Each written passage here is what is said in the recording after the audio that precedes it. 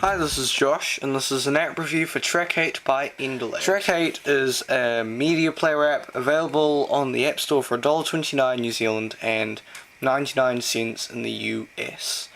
Once you fire up the app, you get to the main screen. There's 4 sections to it. There's your main menu, you know, for your songs, artists, albums, and playlists. There's your play history. There's your new sort of albums, songs collection thing. It doesn't work. This section has been updated in about 6 months, so it's not really new, really. And then you have your most played, which doesn't seem to work either. So the only section that actually does kind of work is the play history section, which is a bit annoying. Track 8 is designed to be quite a visual app, you know, because frankly, the stock music player app is really boring. You know, there's nothing exciting about it, and Track 8 just sort of puts the fun back into I think it just puts the fun back into browsing around your music collection and sort of making it faster and easier and just nicer to look at, you know, instead of having a boring list and sort of the old skeuomorphic design. It is quite nice sort of shifting from the skeuomorphic design, you know, for relatively flat, relatively minimalist layout. Personally, I'm a fan of Windows Phone, so it is also for people who like the idea of Windows Phone but don't really want to switch platforms, considering Windows Phone has like 200,000 apps only compared to a million or so on the App Store. There are a few nice touches though, considering it is pretty.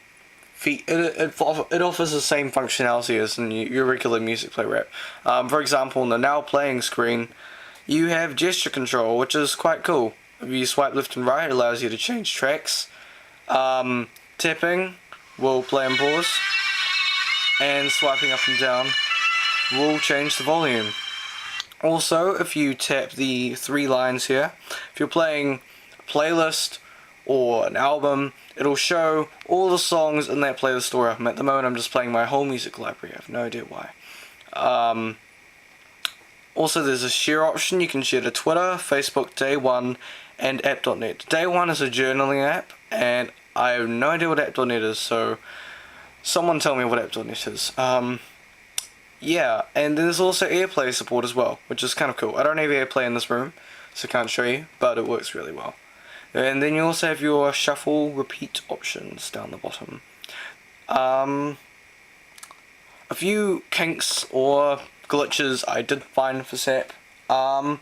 Generally it's quite fast and slick, but sometimes it takes a little while to start up. Also, sometimes album art doesn't load properly.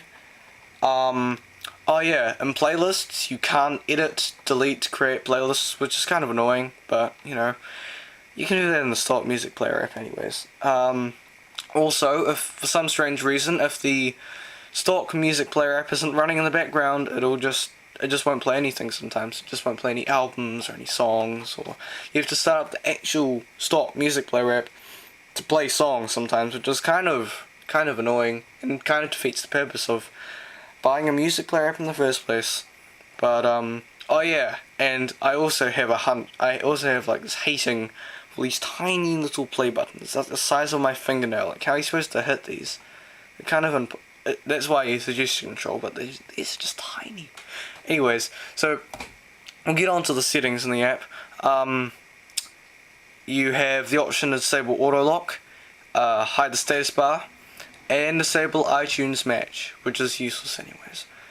Appearance wise, you can change the background from light to dark, where you can blind yourself with the white mode and have sort of an emo background with the dark mode. You can also change the accent color.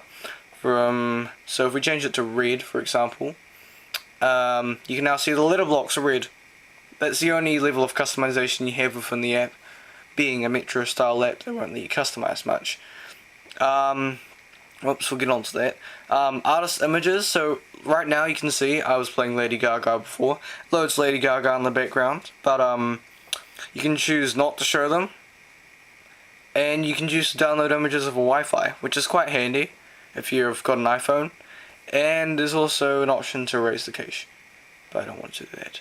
If you haven't got an artist background like I have now, you can choose to have a persistent background, from these few options. There's no custom wallpapers, you know, to allow you to select from your camera roll, which is a bit of a bummer, but, you know, you can have a nice status background anyways. Also, you can configure your social networks and sharing options, you know, Twitter, Facebook, Last.fm, App.net, whatever that is. And there's also search functionality, except it only works for songs, so that's kind of useless anyways. Trackhead is also available as an app for the iPad. It's a universal app, by the way, so once you buy the app on an iPhone, you'll be able to download it for free on your iPad.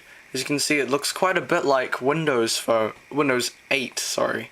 You know, for side-scrolling sort of tiles everywhere.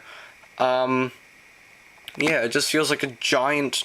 Now it feels like I'm running Windows 8, which is kind of weird.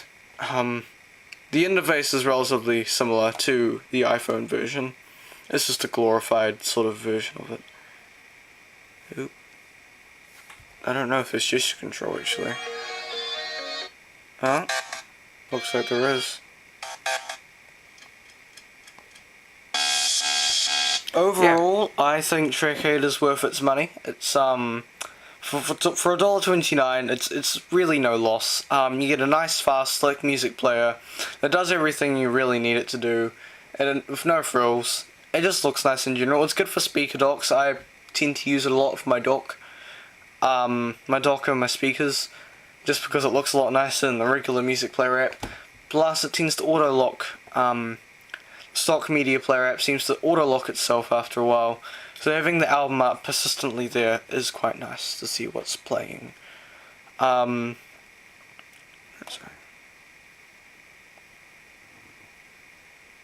Overall, I think this is quite a good app. For $1.29, you're not really losing much.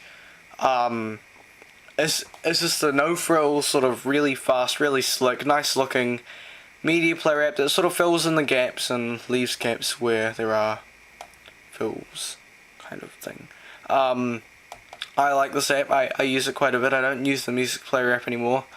I think I just prefer this a lot better because it looks nicer. But don't we all? This is Josh on the Computers Network, and this is an app review for Trackhead. Please like, comment, subscribe. I will be bringing more reviews in the future, so some feedback would be nice. Cheers, guys.